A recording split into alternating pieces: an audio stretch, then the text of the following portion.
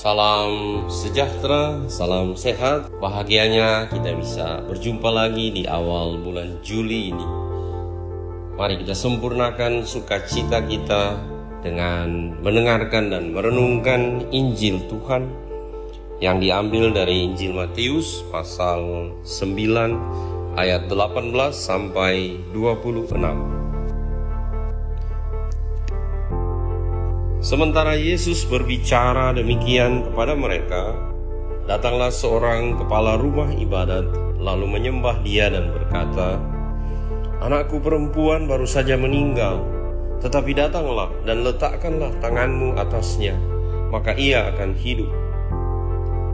Lalu Yesus pun bangunlah dan mengikuti orang itu bersama-sama dengan murid-muridnya. Pada waktu itu, seorang perempuan yang sudah 12 tahun lamanya menderita pendarahan, maju mendekati Yesus dari belakang dan menjamah jumbai jubahnya. Karena katanya dalam hatinya, "Asal ku jamah saja jubahnya, aku akan sembuh." Tetapi Yesus berpaling dan memandang dia serta berkata, "Teguhkanlah hatimu, hai anakku, imanmu telah menyelamatkan engkau." Maka sejak saat itu sembuhlah perempuan itu. Ketika Yesus tiba di rumah kepala rumah ibadat itu dan melihat peniup-peniup seruling dan orang banyak ribut, berkatalah ia, "Pergilah, karena anak ini tidak mati tetapi tidur." Tetapi mereka menertawakan dia. Setelah orang banyak itu diusir, Yesus masuk dan memegang tangan anak itu, lalu bangkitlah anak itu. Maka tersiarlah kabar tentang hal itu ke seluruh daerah itu. Demikianlah sabda Tuhan. Terpujilah Kristus. Kita baru saja mendengar kisah yang sangat indah mengenai Yesus yang menyembuhkan seorang wanita yang sakit pendarahan selama 12 tahun disembuhkan oleh Yesus, dan kemudian anak dari kepala rumah ibadat dibangkitkan Yesus dari kematian. Mendengar kisah ini, lalu kemudian kita menghubungkannya dengan situasi yang kita alami saat ini, di mana ternyata COVID-19 bukannya berlalu dari kehidupan kita, malah saat ini pandemi ini menjadi lebih parah lagi dengan varian baru, varian Delta. Kita begitu cemas, mulai lagi lockdown di mana-mana, dan mendengar Injil hari ini dari perspektif iman kita kemudian bertanya, mengapa mujizat yang terjadi pada waktu itu ketika wanita ini disembuhkan oleh Yesus, bahkan anak kepala rumah ibadat itu dibangkitkan oleh Yesus, mengapa Tuhan begitu lambat bertindak sekarang ini? Seakan-akan kita merasa berjuang sendiri, Tuhan meninggalkan kita, dan kita tidak pernah bisa berlalu dari pandemi yang begitu berat ini.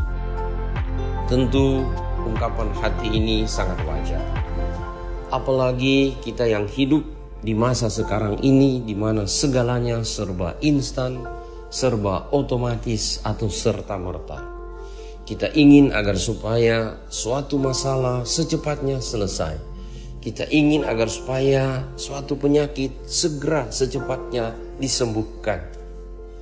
Sehingga ketika kita menunggu begitu lama, kita kemudian merasa ragu apakah Tuhan masih tetap mendengarkan doa-doa kita, apakah Tuhan masih tetap bekerja bersama dengan kita, apakah kita sudah benar beriman kepada Tuhan. Mari kita coba memperlebar, memperdalam, memperpanjang, dan memperluas perspektif iman kita dengan mencoba untuk memahami perspektif Tuhan.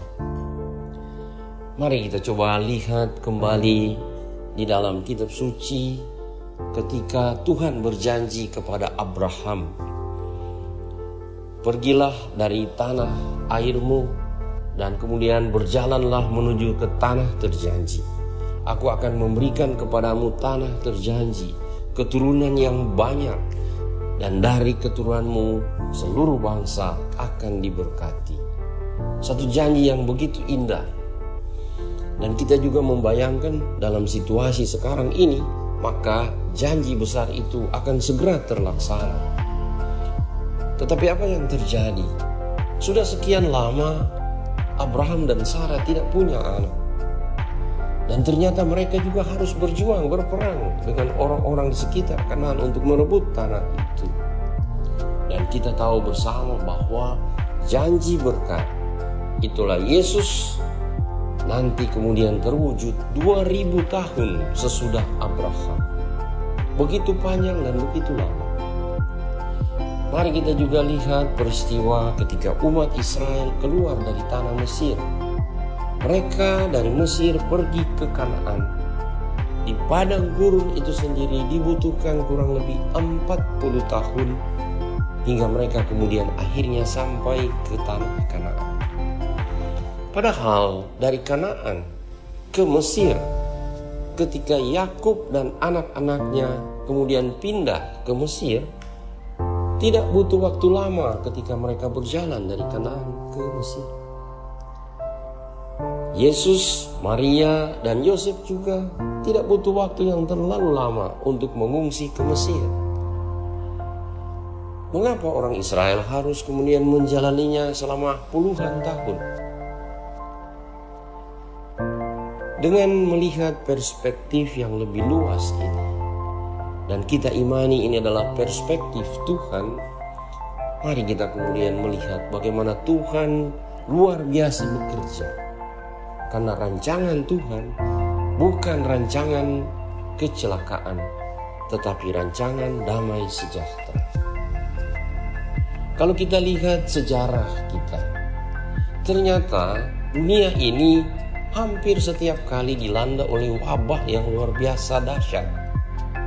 Kita kenal wabah pes yang disebut Death Black, ya, kematian hitam, yang terjadi di Eropa pada abad ke-14 yang menelan korban kurang lebih 25-30 juta orang meninggal dunia. Di era modern ini kita pernah mendengar mengenai flu Spanyol, juga puluhan juta orang meninggal. Dan di tengah pandemi ini COVID-19, sekalipun mungkin sudah jutaan, akan tetapi belum sampai puluhan juta. Maksudnya kita melihat dalam perspektif yang lebih luas, lebih panjang, dan lebih lebar ini. Ketika terjadi wabah pes di Eropa di mana puluhan juta orang meninggal, ternyata akhirnya pes itu berlalu. Dan orang kemudian teknologi kedokteran menemukan cara untuk mengobati penyakit pes. Demikian juga flu Spanyol. Itu berarti Tuhan berkarya sedemikian rupa menurut perspektif Tuhan, sehingga kita dapat belajar beriman dan taat kepada Tuhan, rancangannya yang indah, dan kita tetap percaya seperti yang dikatakan oleh Rasul Paulus, Tuhan tetap bekerja mendatangkan kebaikan bagi orang-orang yang mengasihi Tuhan. Mari kita tidak pernah berhenti percaya, kita terus mengasihi Tuhan dan orang-orang yang Tuhan percayakan hidup dan berjalan bersama kita, sehingga apapun yang terjadi kita percaya Tuhan punya rancangan yang indah dan segala sesuatunya akan menjadi indah pada waktu Tuhan. Berkat Allah Tritunggal Maha Kudus kiranya senantiasa menyertai dan menguatkan kita sekalian, dalam nama Bapa dan Putra dan Roh Kudus. Amin.